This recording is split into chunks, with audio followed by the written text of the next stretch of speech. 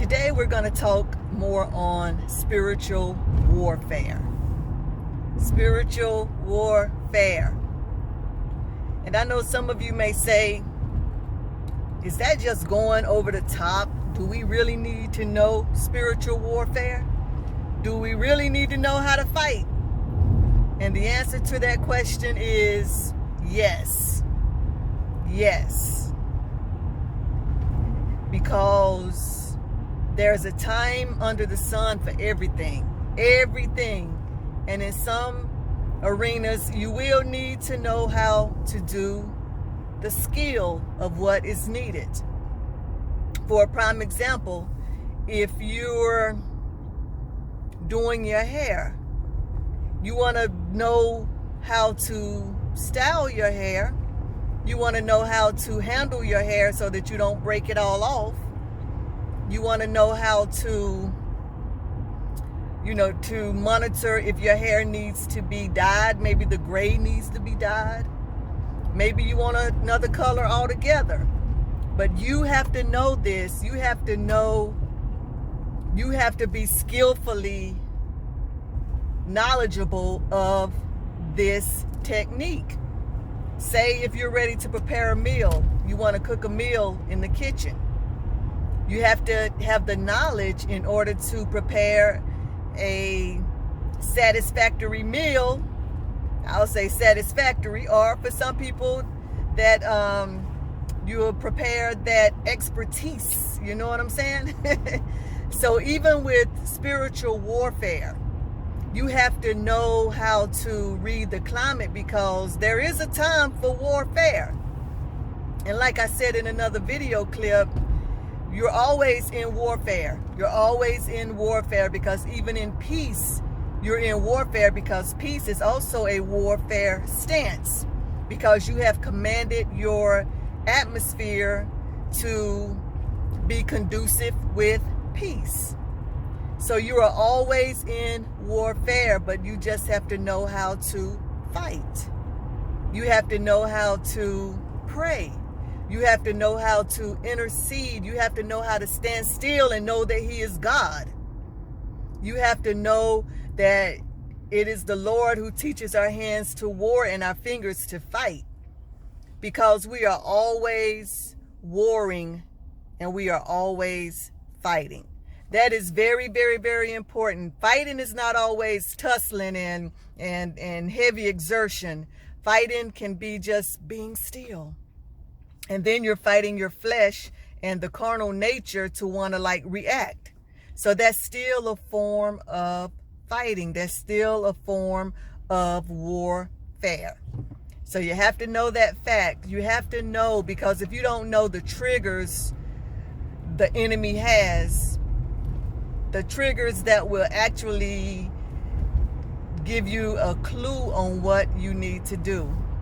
The triggers will actually give you a clue on what you need to do. If you're feeling fearful, then you know that you need to go to war and cast down that fear, because the Lord has not given us the spirit of fear. So you know that that did not come from your father, but it came from your enemy.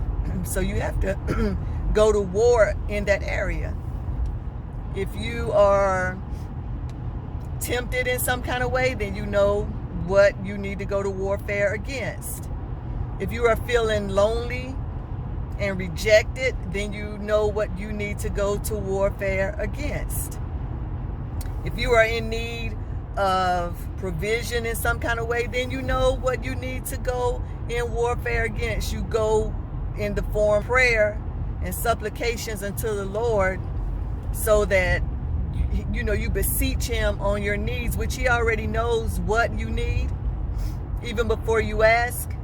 But you still have to know how to hold it in the road and not fear, not doubt. So it's still war. You're still warring to just keep your stance in the Lord, to keep the faith that He is going to deliver on time. So that's still a form of warring.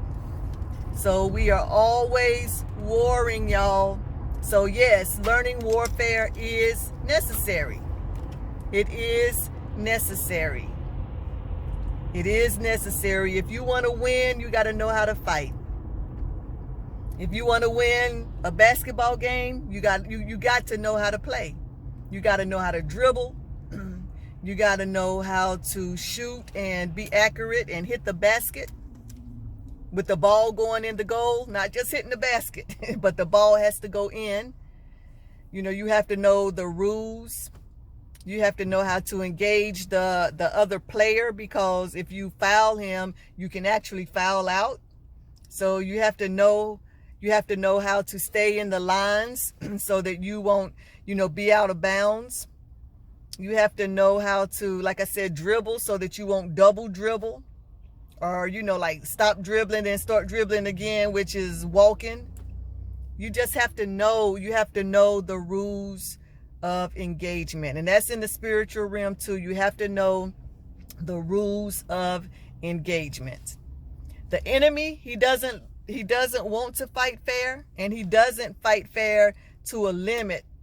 But there is only certain things that he is able to do to us, because the Lord still has that in control also. He still has that in control. We give the enemy the stronghold. We give the enemy his walking papers, basically. Well, I'm not going to say walking papers. We give the enemy access. We give the enemy access to us because of what we might do, what we might say, and the open doors that we allow to stay open. Because sometimes we can open a door, but we got to know how to war fair and shut that door. We got to know how to cast down those imaginations and every high thing that exalts itself against the knowledge of God. We have to know how to war fair, okay?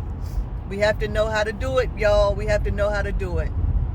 So yeah, take this journey with me as we proceed forward, because we're going to learn some techniques. We're going to learn the strategies. We're going to learn some of the intel of the camp of the enemy, and we're going to learn how to fight. Whether, like I said, it's through intercession, whether it's through actually deliverance, whether it's through just standing. All right? So I hope you guys have a good day, and we will talk soon. Thank you.